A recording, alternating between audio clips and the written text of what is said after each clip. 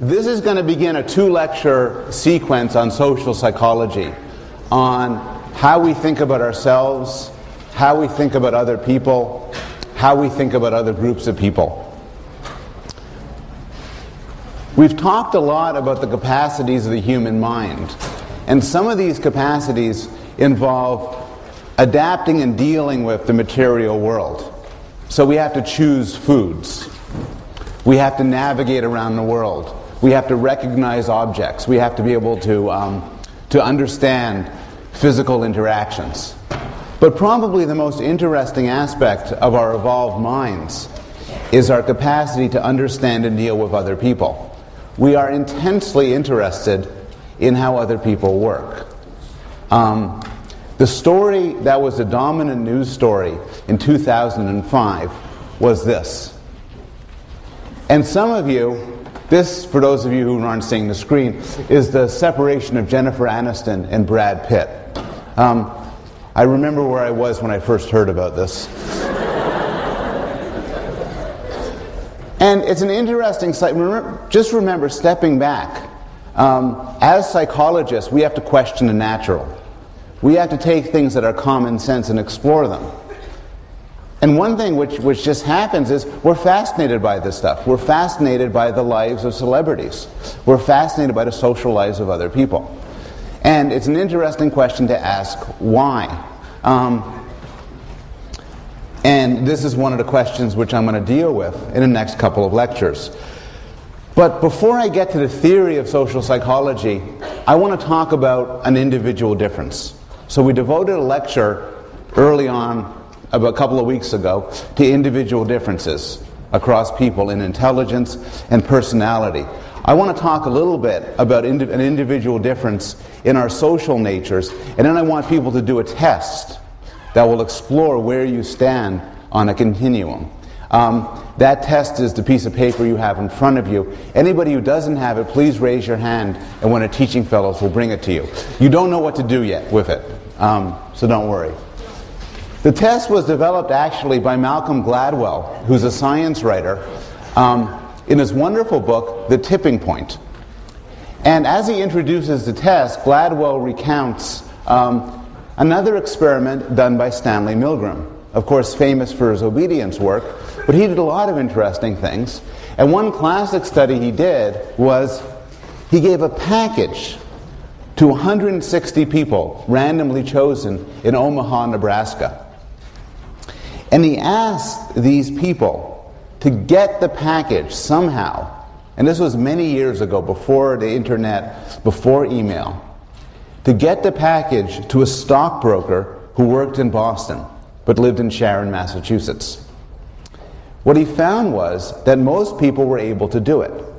Nobody, of course, knew this man, but they knew people who might know people who would know this man. So most people succeeded. Most people were able to get the packages to this man. And it took, at maximum, 6 degrees of separation, which is where the famous phrase comes about, that we're all separated from another person by 6 degrees of separation. This is not true in general. This was a single experiment done within the United States. But the idea is appealing, that people are connected to one another via chains of people. But what Milgram found was particularly interesting was that in about half of the cases, these packages went through 2 people.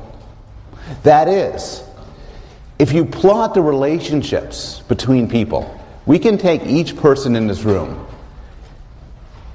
find everybody you know and who knows you, and draw a line. But if we were to do this, you wouldn't find an even mesh of wires. Rather, you'd find that some people are clusters. Some people are what Gladwell calls connectors. It's like air traffic. Air traffic used to be everything flew to places local to it, but now there's a system of hubs. Chicago O'Hare, for instance, or Newark, where planes fly through. Some people are hubs. Some people are the sort of people who know a lot of people. Some people in this room might be hubs, and it is not impossible to find out. The piece of paper you have here is 250 names chosen randomly from a Manhattan phone book. They capture a range of ethnicities, different parts of the world, different national origins. Here's what I'd like you to do, and I'll give about 5 minutes for this. Go through these names and circle how many people you know. Now, the rules of this are, to know somebody, you have to, they have to know you back. So if it's a celebrity, one of the names here is Johnson. Now, I've heard of Magic Johnson, but Magic Johnson has never heard of me, so I cannot circle it. On the other hand, our department chair is Marcia Johnson. She has heard of me, so I could circle it. Go through and circle it. Circle all the people you know who know you. Those are the people you're connected to. If you know more than one person with the same last name, circle it twice. If you don't have this piece of paper and you want to participate, please raise your hand and one of the teaching fellows will bring it to you.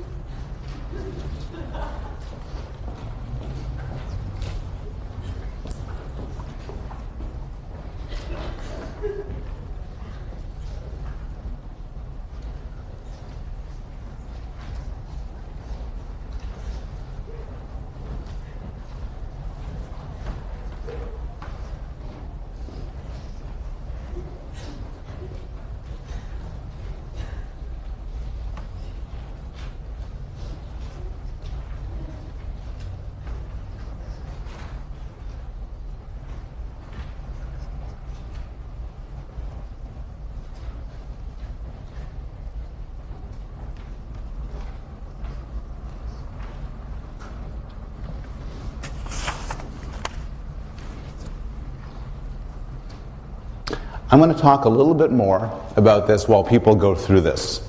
The issue of connections between people is intellectually interesting for many reasons and might allow us to develop some generalizations about how people interact. The game of 6 degrees of separation has, of course, turned into a famous movie trivia thing revolving around actor Kevin Bacon. I think chosen just because it rhymes with separation. And the game of 6 degrees of Kevin Bacon is played by taking any actor and computing how many steps it would take to get to Kevin Bacon. And some computer scientists have developed this. They've gone through each of the 250,000 actors and actresses on the International Movie Database and computed their Bacon number. And the Bacon number is the number of steps it takes for them to get to Kevin Bacon. So for instance, Ed Asner was in the movie JFK with Kevin Bacon. So Ed Asner has a Bacon number of 1. Elvis Presley was in the movie Change of Habit with Ed Asner. And that's his closest connection to Kevin Bacon. So Elvis Presley has a Bacon number of 2. It turns out that if you look at the 250,000 people on the movie database and compute their Bacon number, the average Bacon number is 2.8. That's how many steps your average person is away from Kevin Bacon. You could then, for any actor or actress, compute the most connected one. So the most connected one would be the one for whom the 250,000 are on average the most connected to. And the answer of the most connected actor or actress is reasonably surprising. Does anybody want to guess?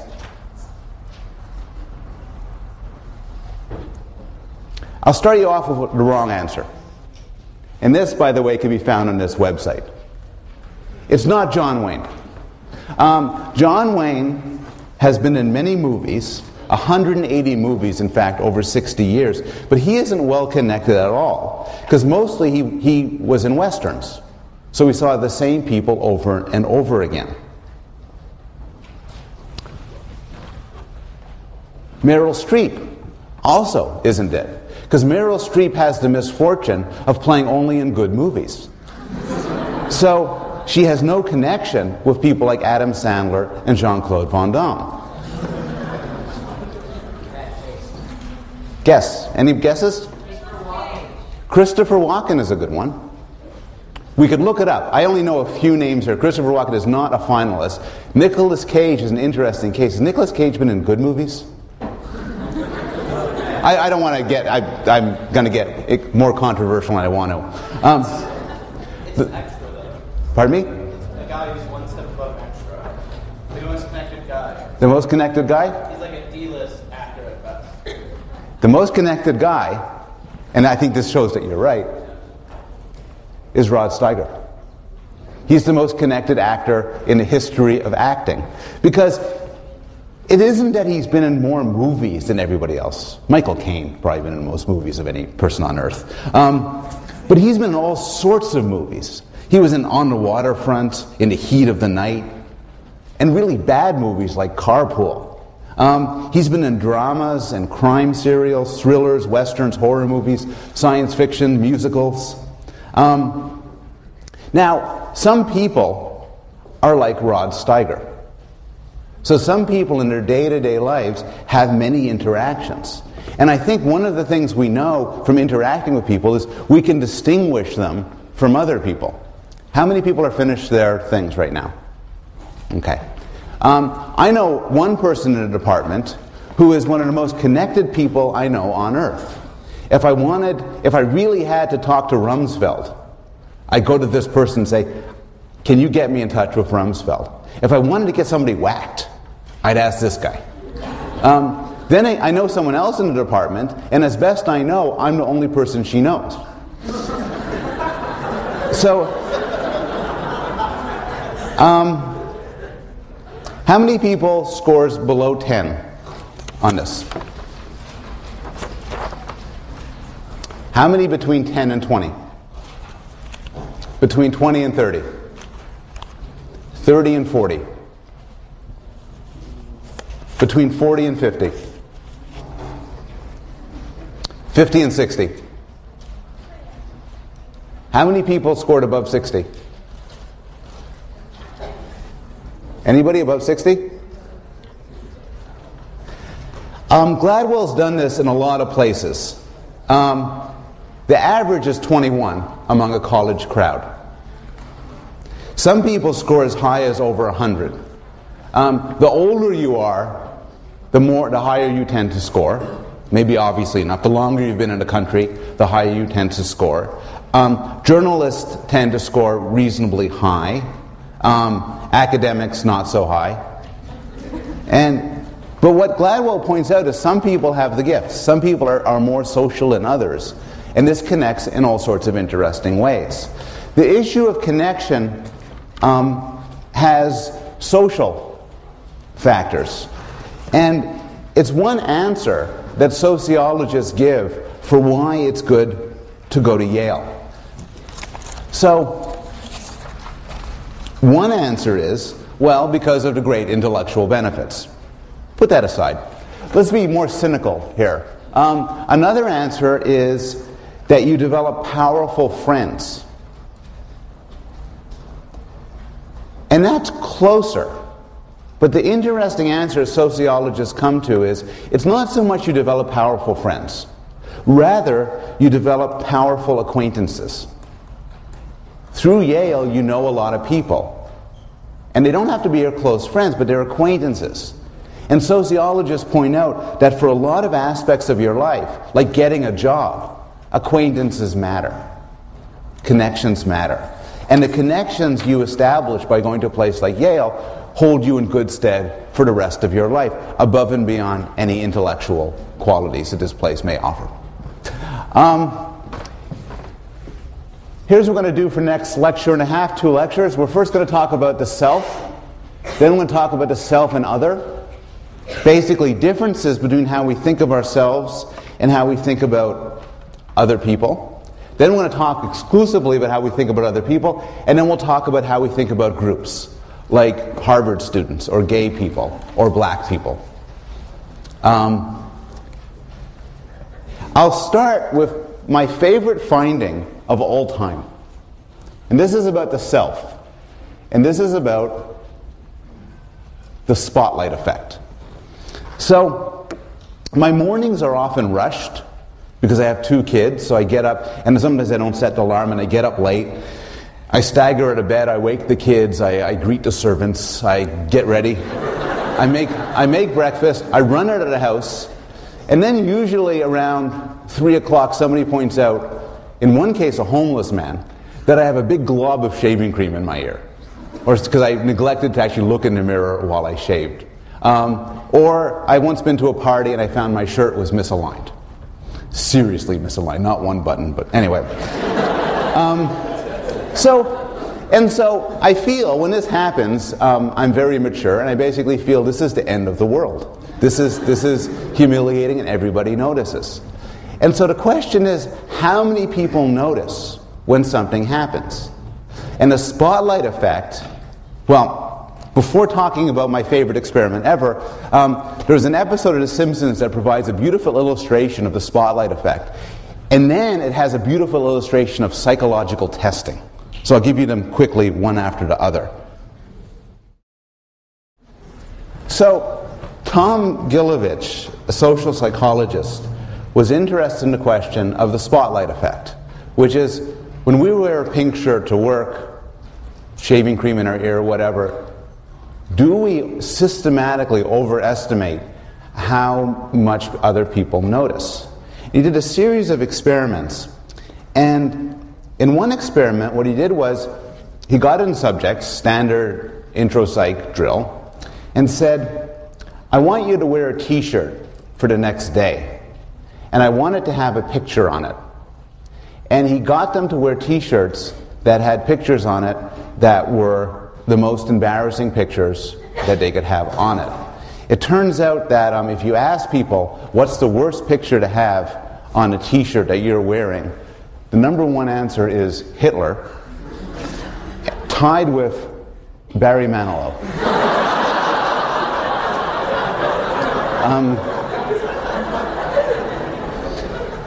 The best pictures to have on your t-shirt are Martin Luther King Jr. and Jerry Seinfeld. It turns out that people, and then he had them go about their day and asked them, how many people noticed your t-shirt? And then the psychologists went around and they asked the people, how many of you noticed this person's t-shirt? And it turned out they got it wrong by a factor of about 2. They thought, say 100 people noticed, but 50 people noticed.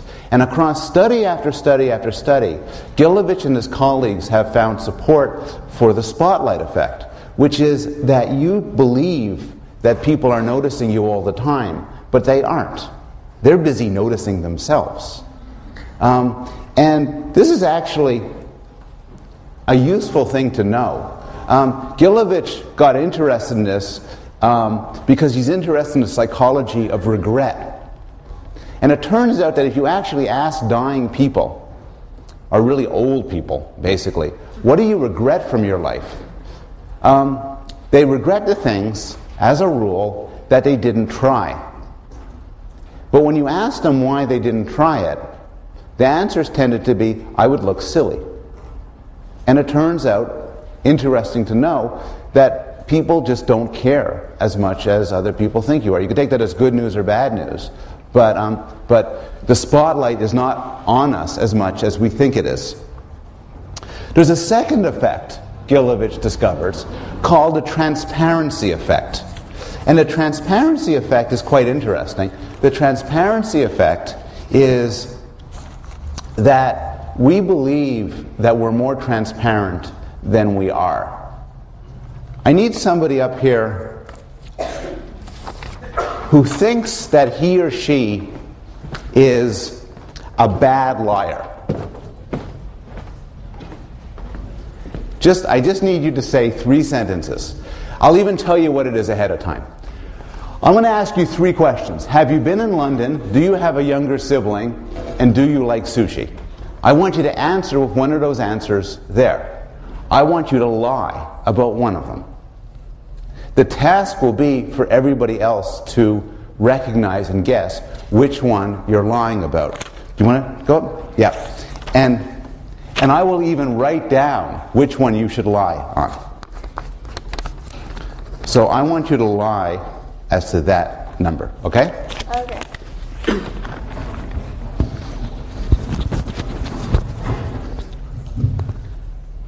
Have you ever been in London? No, I've not been in London. Do you have a younger sibling? Yes, I have a younger sibling. Do you like sushi? No, I do not like sushi. Okay, let's have a vote. She was lying about one of them. Who votes for 1? Who votes for 2? Who votes for 3? Pretty much of a tie between 2 and 3. You could say which one you were lying. 3. The effect, there are 2 aspects of the effect. One aspect is people are actually quite good at lying. It is a rare person who couldn't stand up there and everybody would figure out what they're lying about. But the transparency effect is we don't feel that way. We often feel like things bleed out of us. And so people will systematically overestimate the extent to which other people notice their secrets. And this is actually, in general, why it's sometimes difficult to teach or to tell stories. Because we constantly overestimate how much other people know. We think of ourselves as more transparent than we are. A second social psychological phenomena is you think you're terrific. If I ask people, how well are you doing in intro psych this semester? And I asked you to give yourself a percentage rating relative to the rest of the class, then if everybody was accurate, or at least not systematically biased, the number should add up to 50%. I mean, roughly half of you are doing better than average, and roughly half of you are doing worse than average.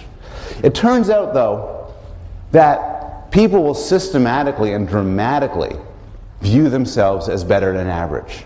They will view themselves as better than average when asked how good they are as a student, as a teacher, as a lover, and particularly as a driver. Everybody who drives thinks that he or she is a wonderful driver. This has been called the Lake Wobegon effect, based on Garrison Keillor's story about a place where older children are above average. And the Lake Wobegon effect in psychology involves a systematic bias to see ourselves as better than average. What psychologists don't really know is why the Lake Wobegon effect exists. And there are a couple of proposals. One is the nature of the feedback we get. So for a lot of aspects of your life, you only get feedback when you're good, when you do something good.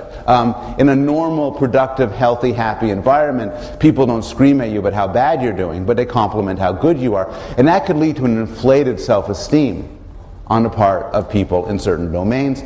Another possibility is there's different criteria for goodness. For a driver, for instance, when I ask you to rank how good you are as a driver, what people often do is they say I'm better than average. But what they do is they focus on one aspect of their driving.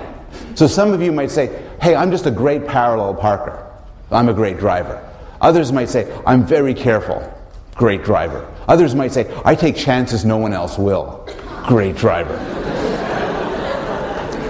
But above and beyond that, there does seem to be a psychological effect manifested here and manifested elsewhere, which is a motivation to feel good about yourself. You think you're important, which is why the spotlight effect exists. You think your thoughts bleed out, which is why the transparency effect exists. But above and beyond that, in a normal, healthy mind, you think you're terrific. And so this shows up in all sorts of ways. It shows up as well in what's been called a self-serving bias. Half of you did above average on the midterm. Half of you did below average on the midterm. But if I went up and asked each of you why, the answers would not be symmetrical. People who did well in the midterm would describe it in terms of their capacities or abilities. They'd say, it's because I'm smart, hardworking, brilliant. People who did poorly would say, the midterm was unfair. I was busy. I have better things to do with my time. Professors as well. When people get papers accepted, it is because the papers are brilliant. When they got them rejected, it's because there's a conspiracy against them by jealous editors and reviewers. There's this asymmetry all the time. The asymmetry has been found in athletes, in CEOs, and in accident reports. And again, this is a sort of a positive enhancement technique. You think that you're terrific, and because you're terrific, the good things that happen to you are due to your terrificness. The bad things are due to accident and misfortune. The final aspect of self that I want to talk about is the idea that what you do makes sense.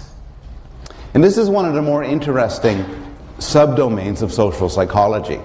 The idea was developed by the social psychologist Leon Festinger, and it's called cognitive dissonance theory. And what Festinger was interested in was the idea that what happens when people experience an inconsistency in their heads. And he claimed it causes an unpleasant emotional state, what he described as dissonance.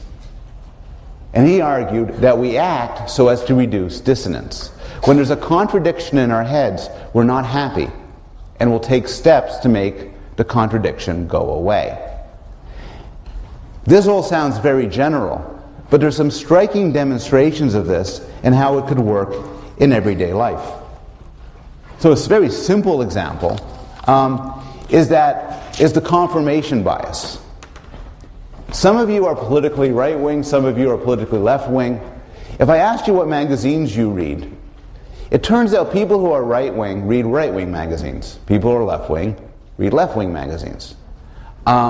Because people don't, as a rule, enjoy getting information that disconfirms what they believe in. They want to have information that confirms what they believe in and that supports it.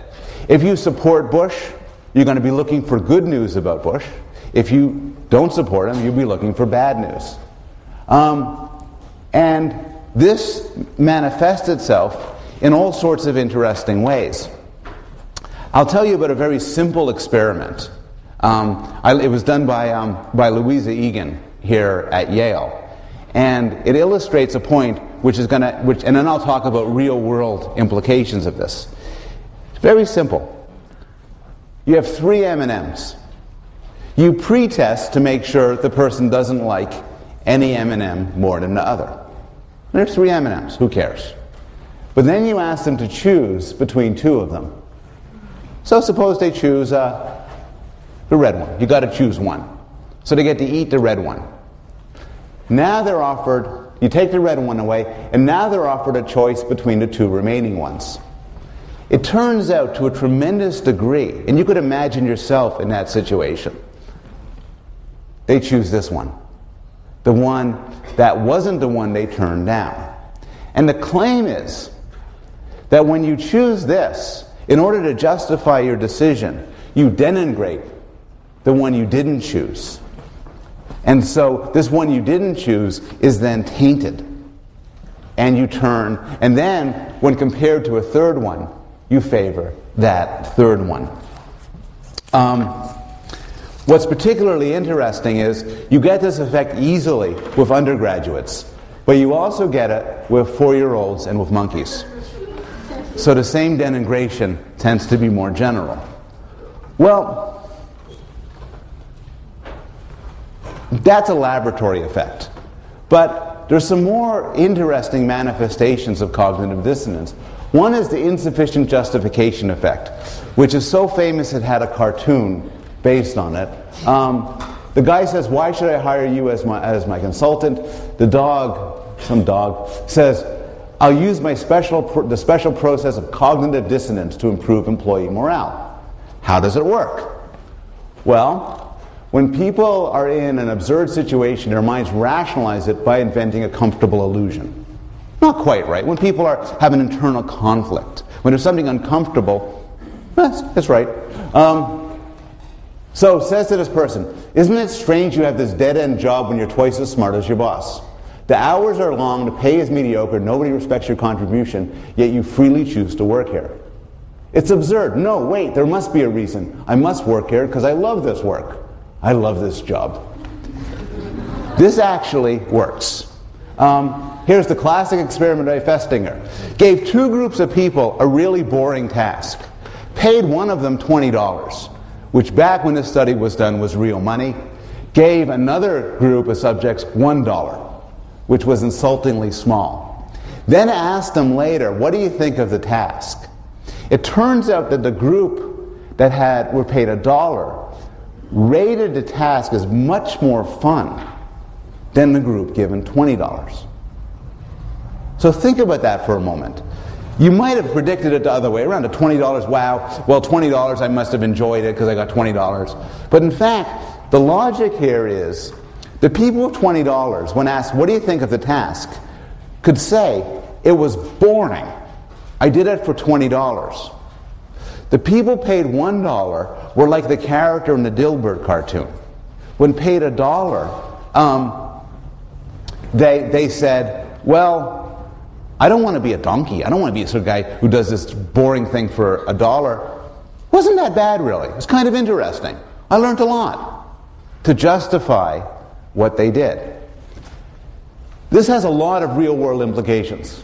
Festinger did a wonderful study with people, a group of people, and he wrote this up in a book called "When Prophecy Fails," who were convinced that the world was going to end. So they went on a mountain and they waited for the world to end. They had a certain time and date when the world was going to end. He hung out with them, and then the time passed and the world didn't end. What people then said, and this is what he was interested in, so people's predictions were totally proven wrong, and they left their families, they gave away their houses, they gave away all their possessions, they lost all their money. But what Festinger found was, they didn't say, "God, I'm such a moron." Rather, they said, "This is fantastic. This shows that us going to the mountain has delayed the ending of the world. And this shows that we're doing exactly the right things. I couldn't have been smarter." And in general, when people devote a lot of energy or money or expense to something, they are extraordinarily resistant to having it proven wrong. Now, people have manipulated cognitive dissonance in all sorts of ways. And, for instance, hazing. Hazing is cognitive dissonance at work.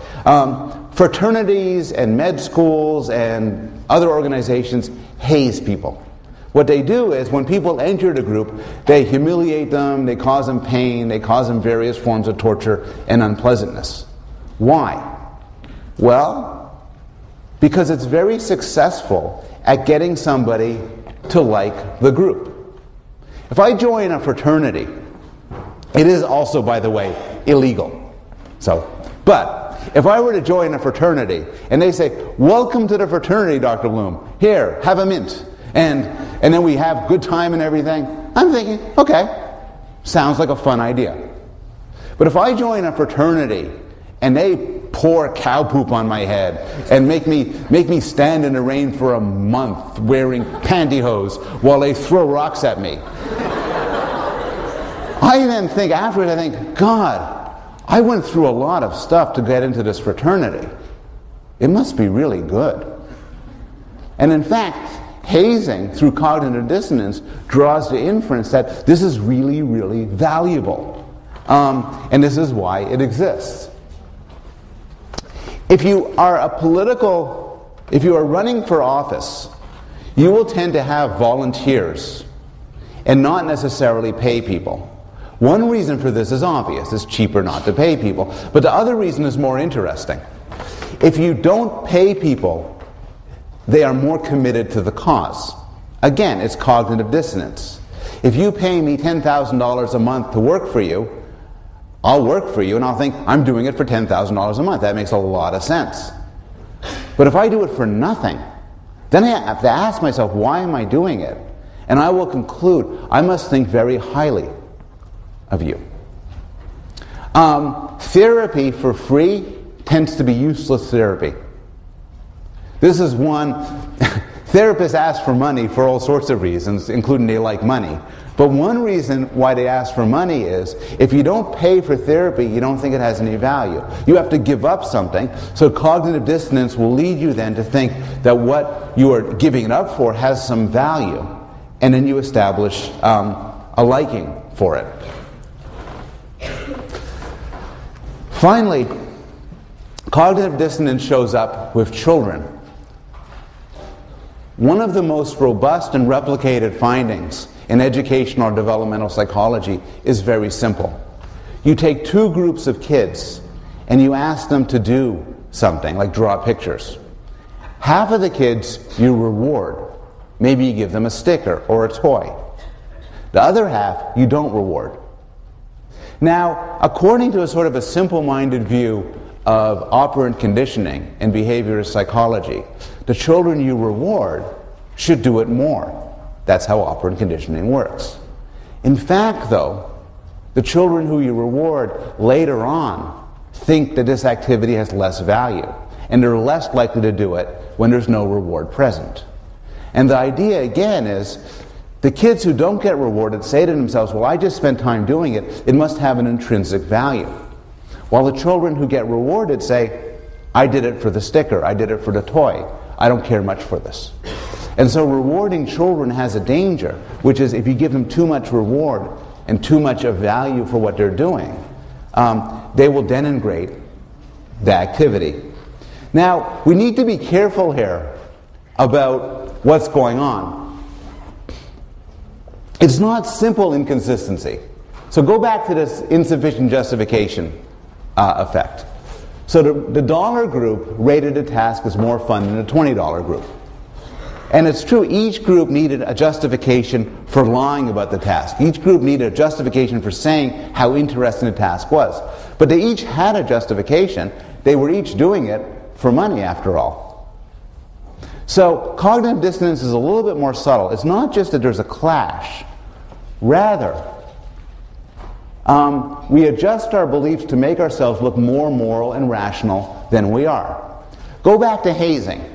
There's a perfectly good reason why I let them do all those things to me. I'm the sort of person who will let people do those things to me. The problem is, that's not an answer I could live with. So cognitive dissonance motivates me to create an answer that's more comfortable for me. An answer such as, this must be a really wonderful group with a wonderful bunch of people. And in other words, we are biased to believe that we are terrific. So to sum up, there are three main findings about you that come out from social psychology. One is, you believe everybody notices you, even when they don't. You're the hero of your story. The second one is, you're terrific. You are better than average in every possible way, each one of you. And finally, what you do makes sense. If it doesn't make sense, you'll distort. If it doesn't make sense, or more to the point, if it's something that you do that's foolish or makes you look manipulative or cheap, you'll distort it in your head so that it does make sense. I want to move now to how we think about self and other, how we think about ourselves relative to how we think about other people. And this brings us to the notion of attribution. So an attribution is a claim about the cause of somebody's behavior. And Hyder, now there's all sorts of reasons for somebody's behavior. Suppose you insult me, or suppose you're very kind to me. I could say you're a kind person, or you're a rude person. I could say, this must be a great day for you, or you must be under a lot of stress, or you must want something. There's different sorts of attributions we could make to people. But Hyder's insight is we tend to attribute other people's actions to their personality characteristics, to long-standing aspects of what they are. And this is known as a person bias. And more generally, people tend to give too much weight to the person and not enough weight to the situation. This is also sometimes known as the fundamental attribution error. The fundamental attribution error, which is one of the core ideas in psychology, is that we tend to over-attribute things to a person's personality or desires or nature, and not enough to the situation or the context. There's a lot of demonstrations of this. A lot of demonstrations have to do with intelligence. So, for example, there's actually been studies showing that people tend to overestimate the intelligence of professors. Why? Because I stand up here and I talk about the one or more than one thing I know about. And so it's easy to infer that I must know a lot. But in fact, by the time the semester ends, I will have told you everything I know. And if you stood up and started talking about everything you knew, you'd look really smart too. The best study to show this is a quiz show study, which is you take two people and you flip a coin. And one of them is the quiz master. And the quiz master gets to ask questions, any question he or she wants. And the other person has to answer the questions. And if they play seriously, the quiz master is going to destroy the other person. You know, what was my dog's name? Well, I don't know. What's the capital of the city in which I was born? Oh, I don't know. And then you'd expect a third person watching this to say, who cares? They're just doing this because of the coin they flipped. But in fact, when the person watching this has to assess their intelligence, they give the quiz asker a higher intelligence rate than another person. After all, he seemed to know a lot of answers. The other person didn't get much right. We tend to fail to discount the situation. If you were giving a job talk, and this is for people in graduate school particularly, if you were given a job talk and the slide projector breaks, you're screwed. Nobody is going to say to themselves, oh, well, it's not such a good talk because the slide projector broke. They'll say, it's not such a good talk because of the person. Somebody could give a talk and we could throw Smarties at him the whole time, and then other people would say, the person looked kind of upset during the whole talk.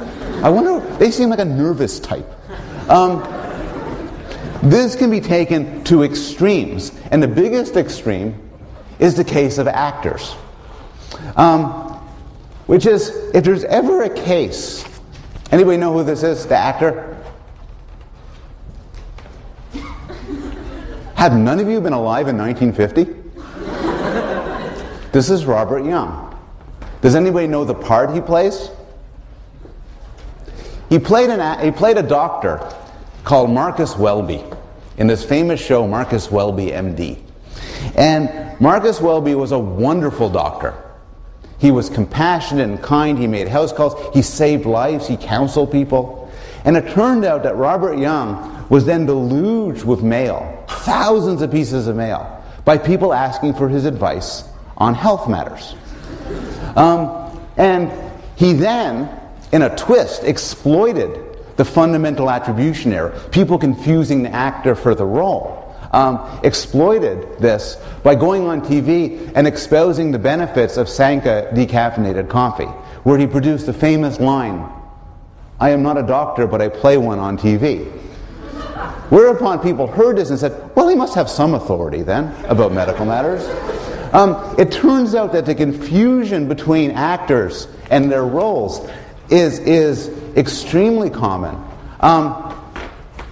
Many people, for instance, view Sylvester Stallone as either an actual hero during the Vietnam War or sort of a hero during the Vietnam War, given all this Rambo stuff. But in fact, of course, he played, he was in a Swiss boarding school teaching girls aged 12 to 15 during the Vietnam War.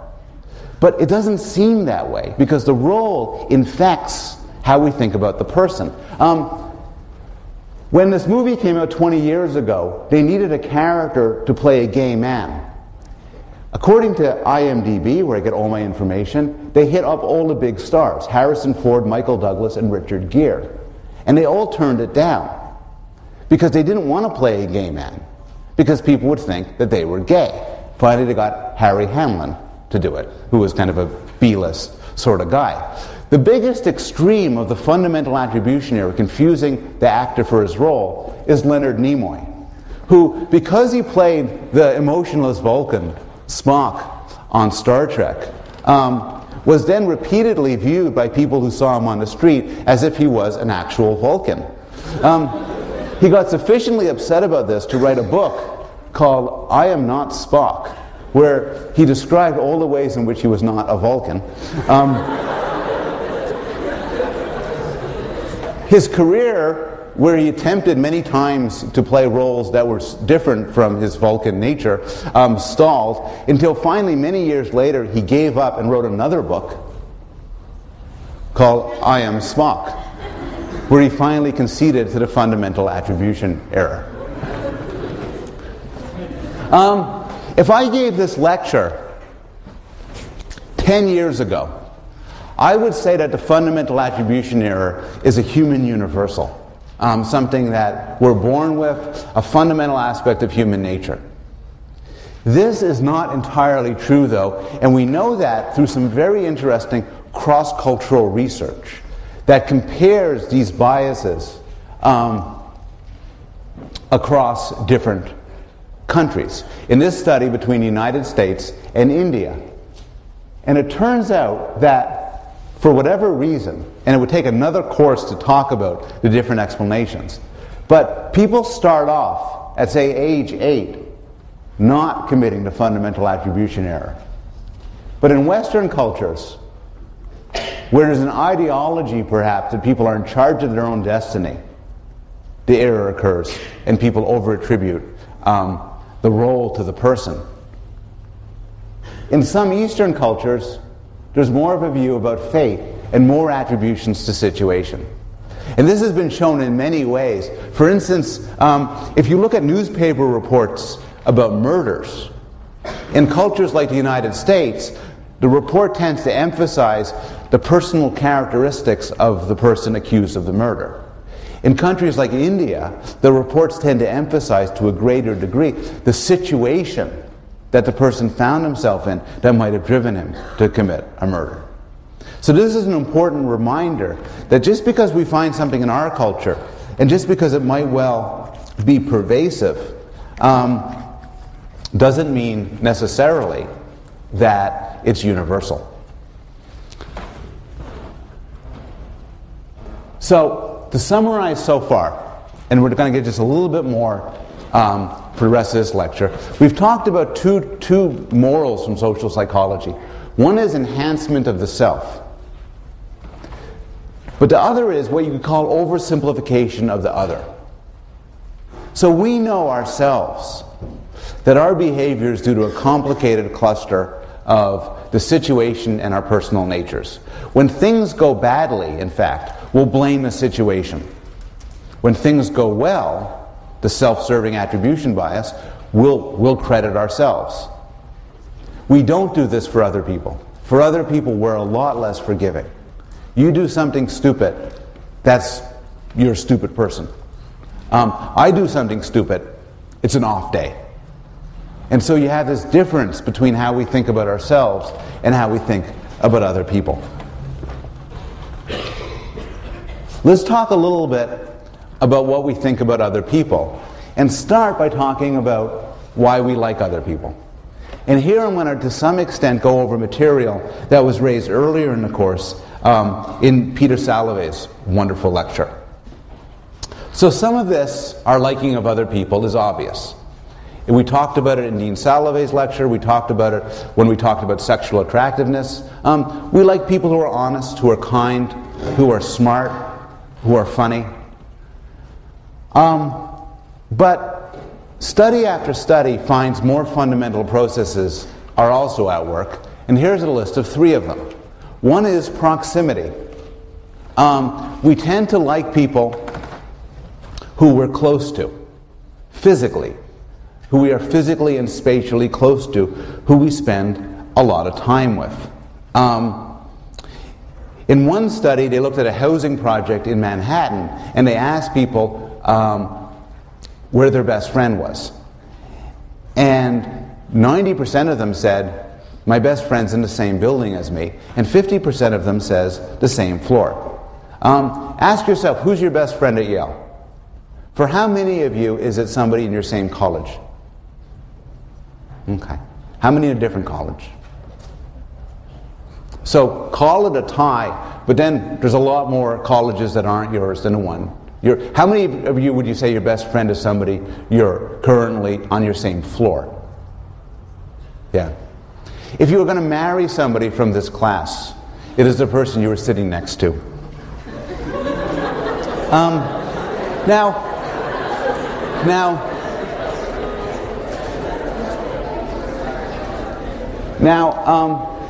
In some sense, this is a rather trivial finding. Of course, you're going to get more involved in people you encounter frequently. How else is it going to work? But it's actually more than that. The more you see something, the more you like it. And this is sometimes known as the mirror exposure effect. The mirror exposure effect is simply seeing something makes it likable, perhaps because it becomes comfortable and safe. In one study by James Cutting, Cutting taught an introduction to psychology course, and before each lecture he'd flash pictures on the screen. He'd have a screensaver showing pictures on the screen, paintings, and wouldn't say anything about them. People would sit down, look at them while they prepared their notes. At the end of the semester, he then asked people to rate different pictures as to how much they liked them. And even though people had no memory of seeing one or versus the other, they tend to like the pictures more that they had seen before. They were somehow familiar and somehow more likable. If I showed you a picture of yourself versus a mirrored image of yourself and asked which one you'd like more, the answer is very strong. You'd like your mirror image more, because the mirror image is what you tend to see from day to day. If I showed your best friend a picture of you versus a mirror image picture of you, your best friend would say he or she likes the picture more, because that corresponds to what he or she sees each day. Familiarity is itself a desire for liking, a force for liking. Similarity. We like people who are similar to us. Friends tend to be highly similar to one another. So do husbands and wives. Now, to some extent, similarity is hard to pull apart from proximity. So the fact that you're similar to your friends at Yale might just be because you're close to your friends at Yale, and people who are at Yale tend to be fairly similar to one another. But there's a lot of evidence that similarity above and beyond proximity has an effect on attractiveness and on liking.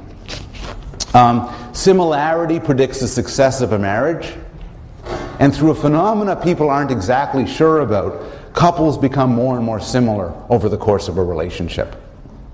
Finally, people like good-looking people. People like attractive people. Physically attractive people are thought to be smarter, more competent, more social, and nicer. Now, some of you who are very cynical and or very good-looking might wonder, yes, But good-looking people like me actually are smarter, more competent, more social, and morally better. This is not a crazy response. It could be, for instance, that the advantages of being good-looking make your life run a lot easier. Teachers are more responsive to you. People treat you better. You have more opportunities to make your way through the world. You make more money. You have more access to things. And that could in turn cause you to improve your life. This would be what's known in the Bible as a Matthew effect. A Matthew effect is a developmental psychology phrase for the sort of thing where, well, as Jesus said, "For unto everyone that hath shall be given, and he shall have abundance." That means if you're good looking, you'll also be smart. "But from him that hath not shall be taken away even that which he hath." It's a long version of the rich get richer, and the poor even lose what they have. So there's a variety of studies suggesting that teachers rate attractive children as smarter and higher achieving. Adults think that when an ugly kid misbehaves, it's because they have an ugly soul. While an attractive kid, oh, that little scamp, somebody must have been bothering him.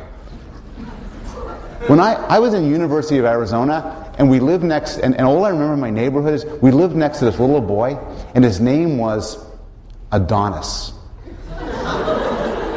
Cute kid, but come on. Also, in mock trials, judges give longer prison sentences to ugly people. That's the Matthew effect. Those who hath little get even that taken away and thrown into prison. There was a recent study, which I'll tell you about, but I am not comfortable with it as an experiment. The study observed people in a shopping, in a parking lot of a supermarket, and found that parents were a lot rougher to the kids if their kids are ugly than if their kids are good looking. And they attribute it to the fact that for all sorts of reasons, the ugly kid just matters less to the parent. I was watching a poker game once on TV, and somebody who lost said, and I quote, "They beat me like an ugly stepchild." And the fate of the ugly stepchild is in fact not a very good fate. But this is not a good study. For one thing, and I don't know how to phrase this in a politically correct way, but the parents of ugly kids are likely to themselves be ugly people. And maybe what they're finding is just ugly people are more violent than good-looking people. This is an excellent time to stop the lecture. So I'm going to stop the lecture and we're going to continue social psychology on Wednesday.